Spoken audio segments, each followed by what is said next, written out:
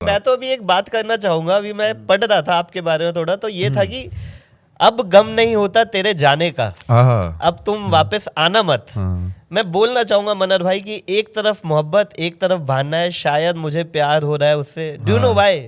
Everything happens for a reason. आपको समझ में आई ये पूरी बात? These are my YouTube video ये YouTube के भाई टाइटल है यार, ये क्या हर मतलब मजा ही आ गया कि इतनी रिसर्च हुई है यार। वाह यार, पहले पॉडकास्ट देखा जिसमें इतनी रिसर्च हो रही है यार। मैं ये समझ रहा हूँ कि क्या है, अब गम नहीं होता तेरे जाने का, फिर अब तुम वापस आना मत। और फिर मैंने आपका कहीं पे सुन रहा था कि आप रिलेशनशिप में भी नहीं आए थे अभी तक। सर क्या बात है सर, कितनी रिसर्च कर दी सर। तो ये कहाँ से इमेजिनरी? सर मैं बताता हूँ, ये काफी लोगों को डाउट है कि यार मनर सेठ शायर हैं। शायर तभी बनता है जब उसका इश्क हुआ होता है, दिल टूटा होता है। ये मनर सेठ नहीं, मतलब इन जनरल ये परसेप्शन है कि if a poet becomes a poet then he must have had a heartbreak somewhere in their life. Breakup, heartbreak. Sir हमारे हार्ट ब्रेक बहुत हुए हैं, ओके, ब्रेकअप नहीं हुआ है।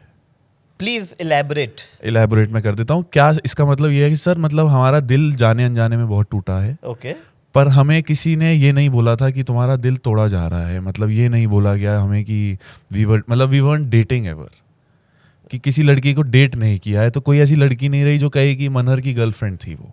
अभी आज की डेट में भी ये है स्टेटमेंट? आज की डेट में भी ये स्टेटमेंट है। अब आने वाले टाइम में चेंज हो जाए तो पता नहीं। अच्छा, बट अभी तक ये स्टेटमेंट है कि आज तक ऐसी एक भी लड़की नहीं रही जिसको हमने बोला हो कि यू आर माई गर्लफ्रेंड।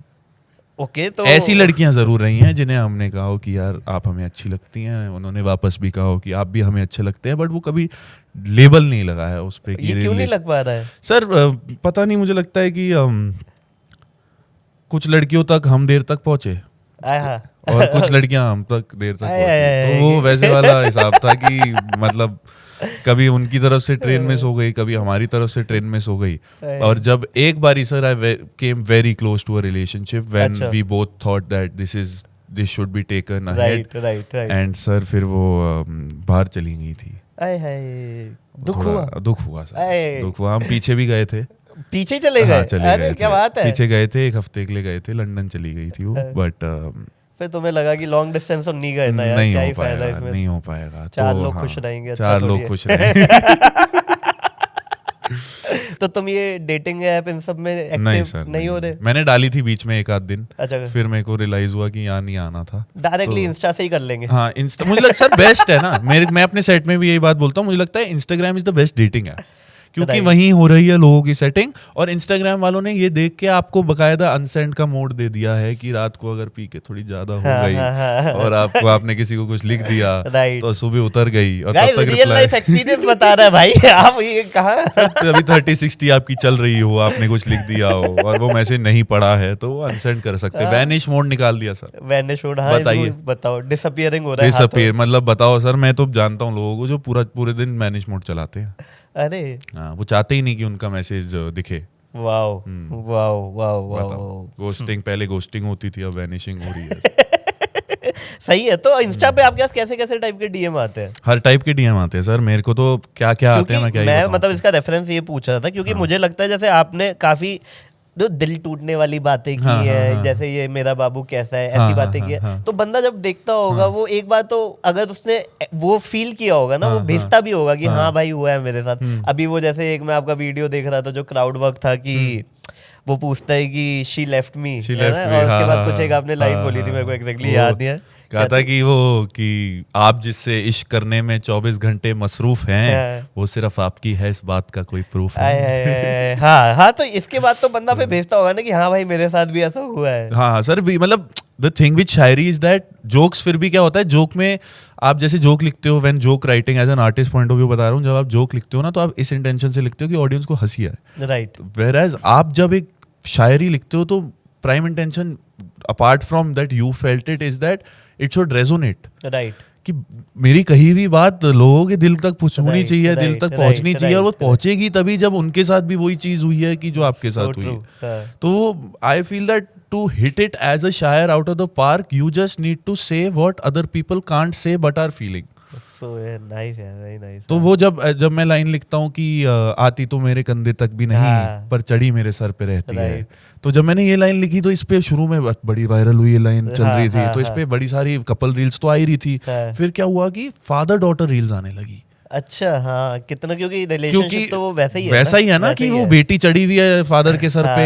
अच्छा मैंने देखा, मैंने कहा यार वाह यार, इस एंगल से तो मैंने लिखने से पहले सोचा भी नहीं था। And when I saw the reels coming out, and मतलब बहुत सारी रील्स बनी, रितेश देशमुख, दिनीलिया ने उस पे रील बनाई, बहुत सारे लोगों ने। तो when I was seeing all that I was like यार, आपकी एक कोई जाने अनजाने में कहीं भी बात कहाँ जाके यूनिवर्स में हिट कर जाती है, you never know. So I feel that it is a lot of hit and trial, plus it is a lot of कि यार आप जितनी सिंपल बात कह सकते हो वैसी कह दो, ताकि सिंपल बात ही जाके बजेगी। राइट। मेरा बाबू कैसा है, अरे कुछ राइम ही नहीं है, कोई डेप्थ है सर इस लाइन में कि जब तक तेरी जेब में पैसा है वो पूछेगी मेरा बाबू कैसा है, but fact of life full toss है कि अब वो अच्छा सर गर्ल्स ने बड़ी गलत तरीके से ली है लाइन। अच्छा कि अरे ये how can you say that all girls are बना रहे हो। मैंने उनको ये कहा कि यार लड़कियों, if given an option, would you rather be with a guy who can protect or provide for you, who has money in his wallet, who can take care of you in time of need, or you want to be with someone who's a loser,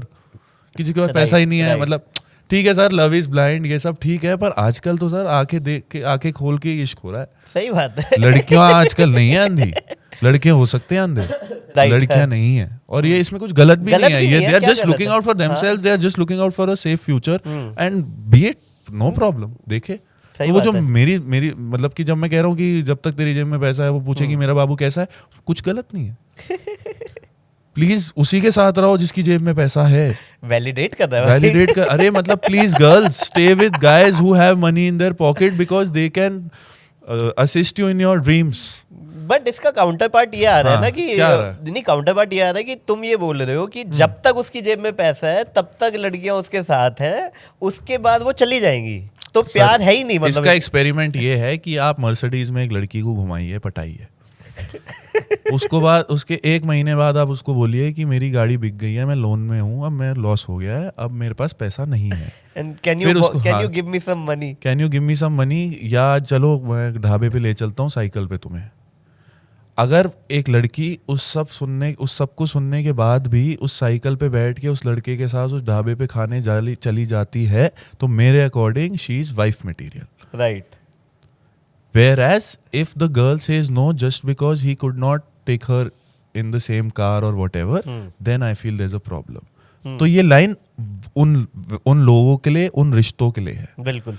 मैं ये नहीं कह रहा कि सारी लड़कियां gold diggers हैं, नहीं है, कुछ सिल्वर डिगर्स और डायमंड की तो बातें हम करेंगे बाद में। तो कैरेट्स तो आपको चाहिए ही। वो उतने लड़के उठा पाए वो भी तो एक प्रॉब्लम है ना। सर मेरे को लगता है पहले एक वक्त था जब औरत नसीब लेकर आती थी। अच्छा। आज का वक्त है जब औरत नसीब देख कर आती है। वाह वाह। देखो शायद लोगों के साथ में ये तो है कि उन्हें जरूरत ही नहीं है माहौल बनाने की, खुद ही माहौल वो खुद ही प्रेमिस सेट कर लेते हैं और खुद ही वो शायरी सुना देते हैं। अब सर ये भी सुन के लोग कहेंगे कि ये भी सेक्सिस्ट स्टेटमेंट है, ये भी पेट्रियार्की।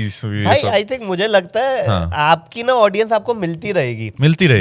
आप 100% यूनिवर्सल कभी नहीं हो सकते। आपका एक थॉट है वो 100 लोगों को कैप्चर करता है तो 100 ठीक है। 90 लोग उससे बुरा मान गए तो मान दो, क्योंकि बुरा तो मानेंगे ही। आप किसी को अगर अट्रैक्ट कर दो तो किसी को रेपल तो कर ही रहोगे ना। And sir good part about writing love is that मतलब you have the least haters, क्योंकि आप इश्क लिख रहे हो। पर सर तब भी हेटर्स आ जाते हैं कि सारे टाइम इश्क की बातें करता है, गम में डूबा होगा। People assume you to be that. लोगों के माइंड में पता क्या चल रहा है कि ये बंदा शायर है तो ये यहाँ पे अभी बॉटल लगी हुई है इसकी ओल्ड बंक की, और अरे इसमें वोडका है, अभी नीट है। डीएम में बताओ, डीएम की स्टोरीज बताओ। मैं डीएम के लिए डीएम में बहुत अच्छी आती है। जैसे ना क्या होता है कि मैंने कोई लाइन लिखी ना तो लोग अपना फिर वर्जन उसका देंगे। अच्छा। हाँ ऐसा लिख रहे। जैसे मैंने थोड़े दिन पहले एक लाइन कही थी कि रोशनी चांद से होती है सितारों से नहीं, मोहब्बत एक से होती है हजारों से नहीं। ये बस रिकॉर्ड करके मैंने स्टेज पे पढ़ के ऐसे डाल दी। फिर सर डीएम आया मुझे लड़के का, कह रहा है सर क्वेश्चन, कह रहा है सर रोशनी चांद से होगी तो सितारों का क्या होगा, मोहब्बत एक से होगी तो हजारों का क्या होगा। ये लौंडे ये सारे मैसेजेस 10 के बाद के ही होंगे। ये 10 से पहले तो अरे सर मेरे सर अभी 1 मिलियन फॉलोअर हुए थे लास्ट ईयर ना, तो भाई मैं 999 पे सर सोया, वो 999K पे उठा तो 1 मिलियन हो गए। तो मैंने उठते ही स्टोरी डाली, मैंने कहा woke up with 1 million followers. तो एक लड़के का डीएम आया कि सर इतने लोगों के साथ सोए क्यों थे आप। अरे लौंडे यार मान जाओ यार, लड़कों मान जाओ यार, तुम्हारे मैसेज नहीं चाहिए इससे। तो गाइस गाइस ऐसी छोटी छोटी क्लिप्स में पैक आपको बड़ा एंटरटेनमेंट चाहिए, so don't forget to like, share and subscribe to काफी वाइल्ड लाइफ शो क्लिप्स।